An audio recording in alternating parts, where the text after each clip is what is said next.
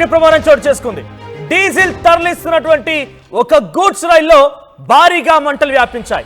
చెన్నై నుంచి బెంగళూరుకు వెళ్తోంది ఇండియన్ ఆయిల్ తరలిస్తుండేటువంటి ఆ ట్రైన్ లో అగ్ని ప్రమాదం సంభవించింది. 8 బోగీలు పూర్తిగా అగ్నికి ఆహుతైపోయాయి.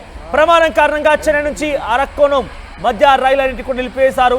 రైళ్ల దారిని మళ్లించారు, విద్యుత్ సరఫరా నిలిపివేశారు.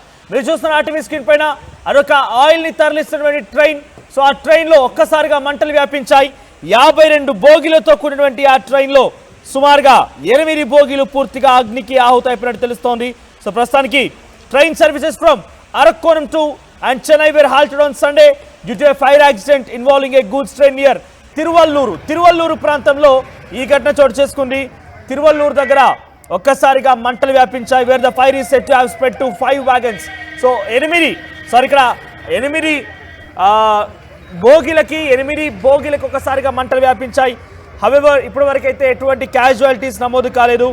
సో ప్రస్తుతానికైతే southern rails in a statement said that incident అక్కడ after a fire broke out in a wagon transporting fuel from Indian Oil Corporation in Chennai to Bengaluru.